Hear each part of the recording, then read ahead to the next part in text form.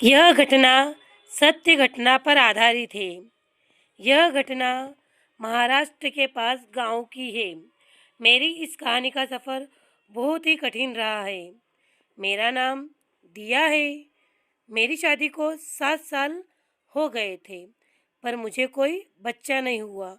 मेरे सास ससुर मुझे ताना मारते थे। मेरे घर में मैं अकेली ही बहू थी।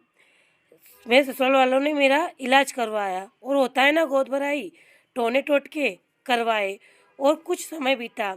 मैं गर्भवती हुई। मेरे 7 महीने बहुत अच्छे से गुजरे और मेरी गोद भराई कराई गई। गोद भरने के बाद मैं अपने मायके आ गई।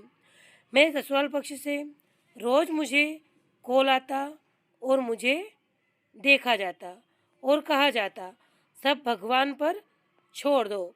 अगर कुछ होता है तो अस्पताल मत जाना, क्योंकि उन्होंने मना किया था कि जहाँ से मेरी गोद भराई कराई गई है वहाँ से बोला गया था कि डेली मत ओलांगना। इसी तरह ससुराल से रोज़ प्रेशर आता और मुझे देखा जाता, क्योंकि मेरा मायका गांव में था। वहाँ डॉक्टर की इतनी सुविधा नहीं थी, क्योंकि मेरे ससुराल वालों ने मेरी बड़ी सोनोग्राफी भी नहीं कराई थी। सोनोग्राफी भी नहीं हुई थी तो डॉक्टर ने बोला कि मुझे अपनी बड़ी सोनोग्राफी करवाने की ज़रूरत है। पर मुझे पता था कि मेरी सासू मना कर देगी। जब मैंने मेरी सासू को ये बात बताई तो मेरी सासू ने बोला कि कोई ज़रूरत नहीं है, करवा लो यहीं पर सोनोग्राफी। जहाँ से गोद भराई है उन्होंने मना किया है बाहर जाने से। यहाँ तक कि मैं बाहर घूमने भी नहीं जाती थी।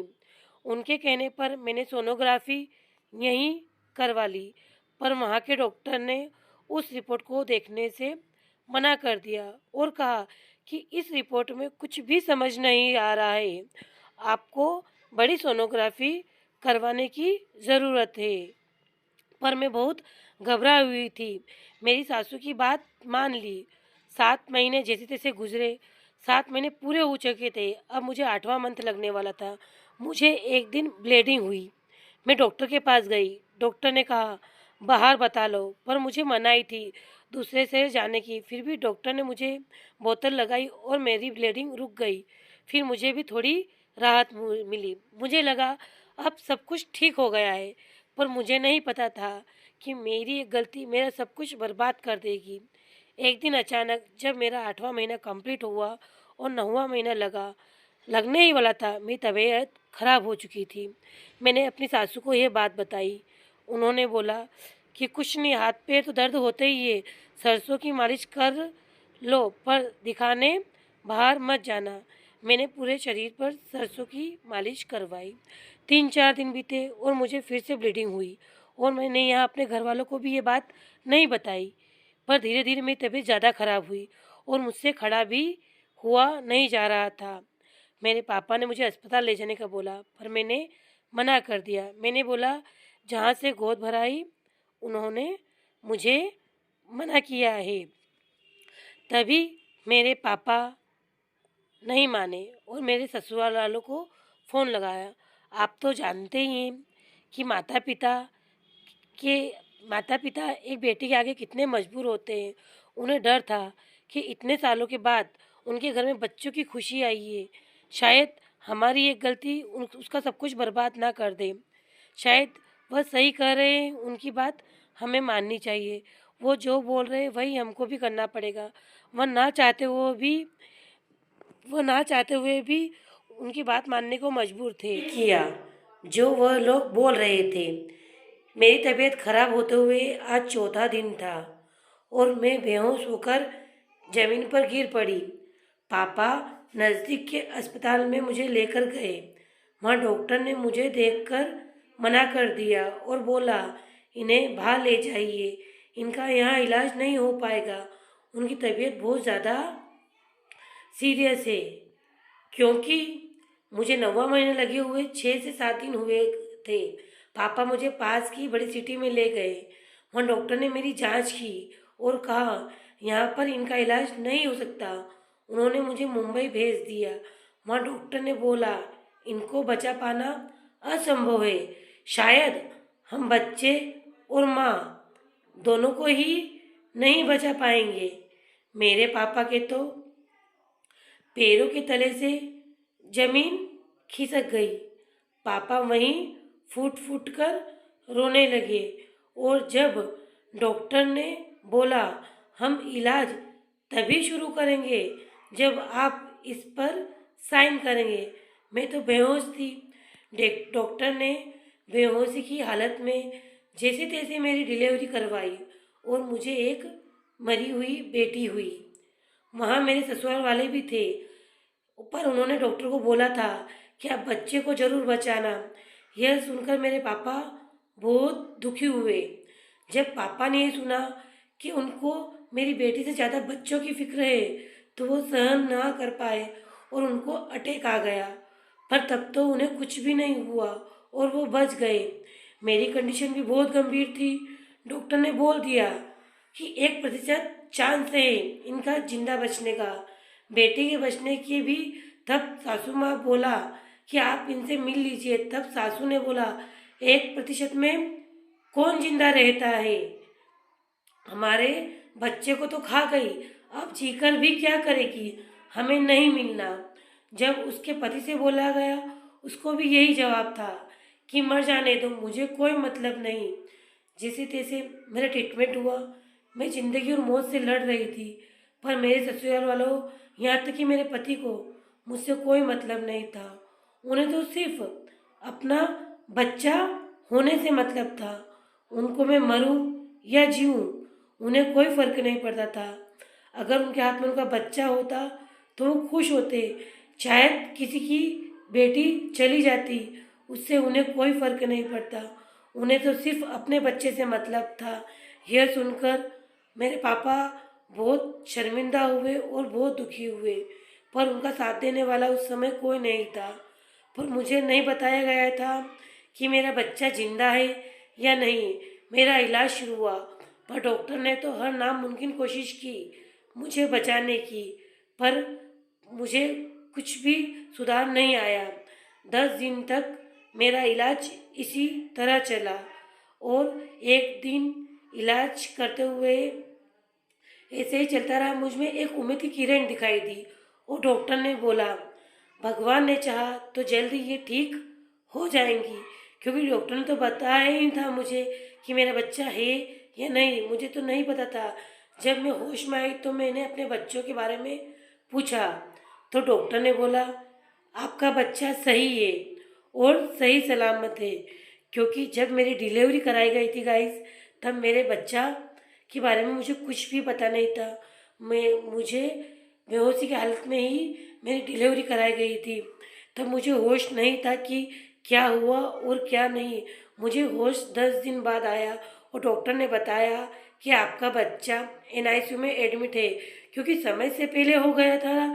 जैसे जैसे मेरी तबीयत में सुधार आया और मैं ठीक होने लगी, मेरे पापा के पास इतने पैसे भी नहीं थे कि वह मेरा लंबा इलाज करा सके।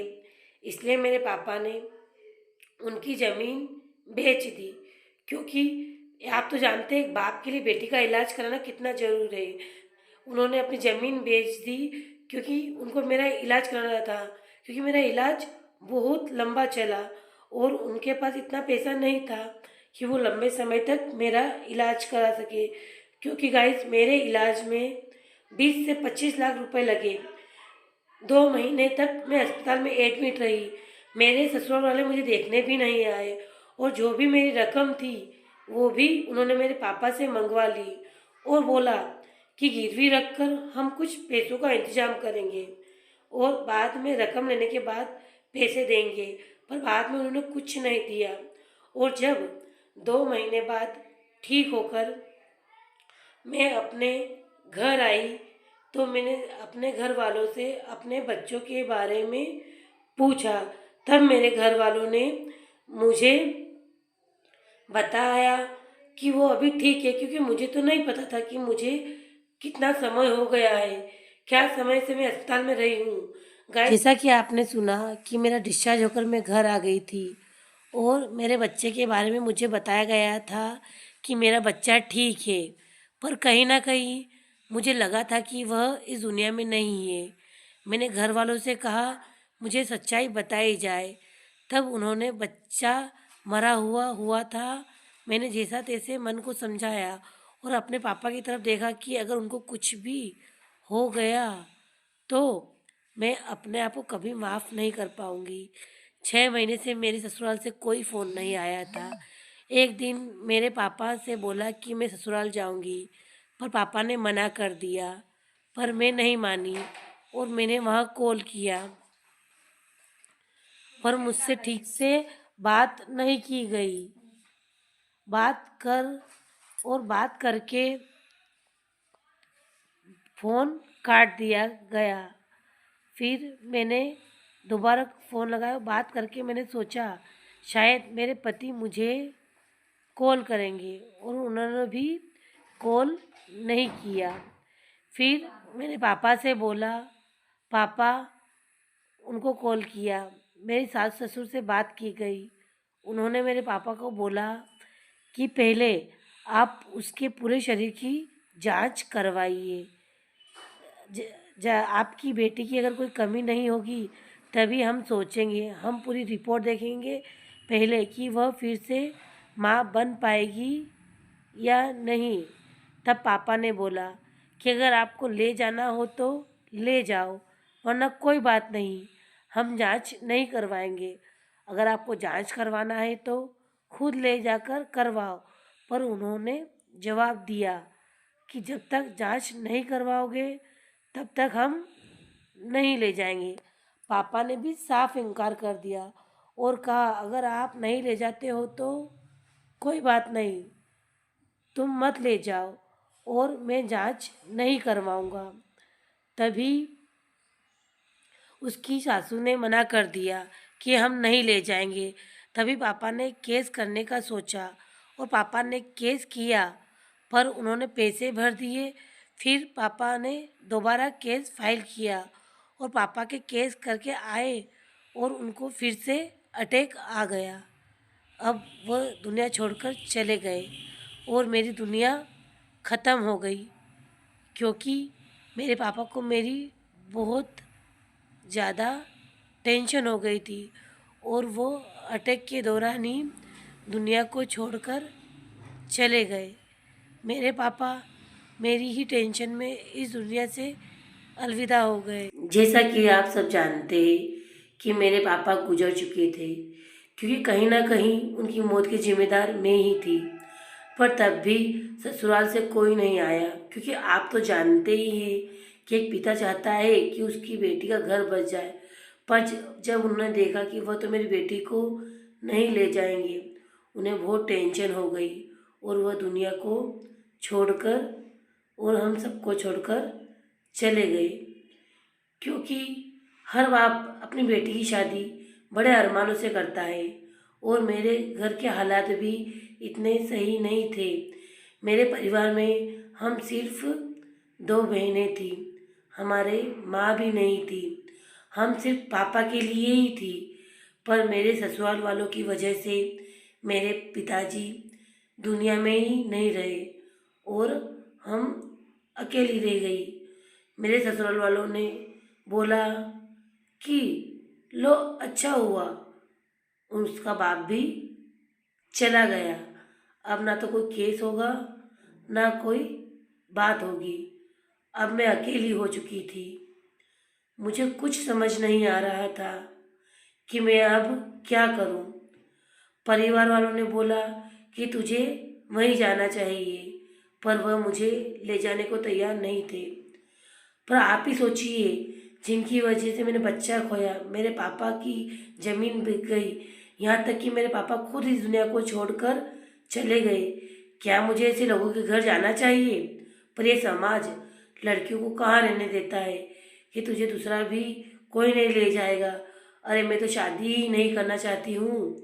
अब मेरा तो शादी से विश्वास टूट गया है। पर ना तो वो लोग कुछ सुनवाई करने को तैयार थे और ना ही मेरा हक मुझे देने को तैयार थे, क्योंकि वो समझ चुके थे अब तो उसके पापा नहीं रहे, वो अकेली कुछ नहीं कर पाएगी। वो तो पूरी तरह से टूट गई है और परिवार में भी ऐसा कोई साथ देने वाला नहीं था। मैं खुद उनसे बात की, मेरे पति को मुझसे कोई मतलब नहीं था। मैं समझ चुकी थी, इसलिए मैंने उनसे एलिमनी मांगी। उन्होंने इनकार कर दिया। मैंने केस किया और कोर्ट से नोटिस भेजा और मेरा डिवोर्स कोर्ट में गया और मेरा डिवोर्स हो गया। सारा समाज मुझे कोसने लगा। मैं डिप्रेशन में चली गई। मुझे कुछ समझ नहीं आ रहा था। उन्होंने मुझे कोई खास तौर पर एलिमनी नहीं थी। उन्होंने सिर्फ मुझे 2 लाख रुपए दिए थे। क्या गाइस उन 2 लाख से मेरे ज़िंदगी की भरपाई हो सकती, जो ज़िंदगी उन्होंने मेरी ख़राब की? क्योंकि मेरे पास अपना कोई बचा ही नहीं था। जैसा कि आप लोग जानते हैं, ये मेरी कहानी है। अब मैं किस से बात करूं? एक दिन बैठे बैठे मुझे चैनल मिला, जिस पर मैंने देखा कि अपने दिल की बात शेयर करते हैं। और जो दीदी हमारे करीब की हैं, उनसे मैंने मेरी कहानी शेयर करने को कहा। उन्होंने मेरी कहानी शेयर भी की और कुछ कारणवश उनका चैनल डिलीट, मतलब उनकी आईडी डिलीट हो गई थी, तो वो कुछ कर नहीं। आप लोगों ने सुना कि मेरा डिवोर्स हो चुका था। अब मैं कुछ भी नहीं कर पा रही थी क्योंकि मैं अकेली रह गई थी। पर जब यूट्यूब पर मेरी कहानी शेयर की गई, कहानी में कई लोगों ने उसमें कमेंट किया और उनके कमेंट से मुझे राह मिली और मैंने आगे करने का कुछ सोचा। पर परिवार वालों को वह मंजूर भी नहीं था। वह सब तो बस मेरी शादी ही कराना चाहते थे। पर ऐसे कई रिश्ते आए ऐसे कई रिश्ते आए और उन्होंने मुझे ठुकराया भी। बस सभी के मुंह पर एक ही बात, क्या आप अब इसको बच्चा होगा या नहीं? पर जब यूट्यूब पर मैंने मेरी कहानी शेयर की तो मुझे एक ऐसा व्यक्ति मिला जो मेरे करीबी का था। वह मुझे जानता था और उसने अपना हाथ आगे बढ़ाया और कहा, क्या आप मुझसे शादी करोगी? पर मैंने उनसे साफ साफ बोल दिया। मैंने मैंने साफ साफ बोल दिया था क्योंकि वो मुझे जानता था। पर मेरी पूरी कहानी उसे यूट्यूब से पता चल गई थी। उसने बस एक ही बात बोली कि आप सही हो ना, आप अच्छे हो तो मुझे कुछ नहीं चाहिए। बच्चे से मुझे कोई मतलब नहीं। बच्चा हो या ना हो, ये भगवान की मर्ज़ी है। बस मैं आपसे शादी करना चाहता हूँ। अगर आप हाँ करते हो, बस यही मेरे लिए काफ़ी है। क्योंकि मेरे पास अपना कोई नहीं था जो सही डिसीजन ले सके। पर उनके माता पिता ने मुझे समझाया और बोला, बच्चा भगवान की देन होती है, बस आप हाँ कर दीजिए। जैसा कि मेरे होने वाले हस्बैंड गवर्नमेंट जॉब में थे, उनकी गवर्नमेंट जॉब होने की वजह से मुझे लगा कि अगर मुझ में कोई कमी होगी तो कभी बच्चे का सुख नहीं देख पाएंगे। पर उन सभी ने मुझे समझाया और कहा, जो भी होगा हम सब साथ मिलकर देख लेंगे। उनके माता पिता ने भी मुझे बहुत समझाया। माता पिता ने मुझे बहुत समझाया और मुझे बहुत अच्छे से जानते थे, वह मुझे बहुत अच्छे से जानते थे, इसलिए मैंने भी हाँ कर दी। उनके माता पिता की यही इच्छा थी कि फिर से हमारी शादी हो।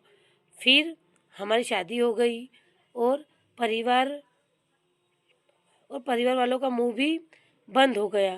पर जिस परिवार में मैं गई थी, वहाँ भी मुझे लोग ताना देने लगे क्योंकि सब जानते थे कि मेरी हालत कितनी ख़राब थी। पर मेरी सासू माँ ने मेरा साथ नहीं छोड़ा। उन लोगों ने कहा, यह भी किसी की बेटी है, बच्चा होना ये सब कुछ नहीं होता। मेरी सासू माँ ने उन सभी को यही बोला कि बच्चा होना या ना होना भगवान की देन है, हमें तो बस बहू से मतलब है।